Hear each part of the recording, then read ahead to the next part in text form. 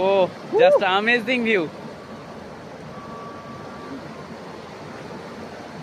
প্রকৃতি যে চরম সুখের চরমতম পর্যায়ে তার একটা প্রকৃত উদাহরণ আমরা এই জায়গায় দেখতে পাই।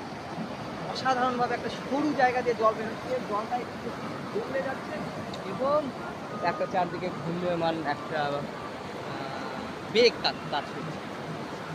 তো প্রকৃতি থেকে সুন্দর আর কোনো কিছুই হতে পারে না। না ঠিক, নারী সৌন্দর্যতা শেষ হয়ে যাবে, কিন্তু প্রকৃতির সৌন্দর্যতা এবং ভয়াবহতা ভবিষ্যতেও থাকবে, আজও আছে, অতীতেও ছিল, একদম ছিল, আছে, থাকবে।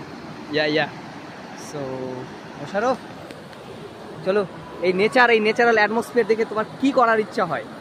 একটা সুন্দর ইচ্ছা হয়। শাবাশ।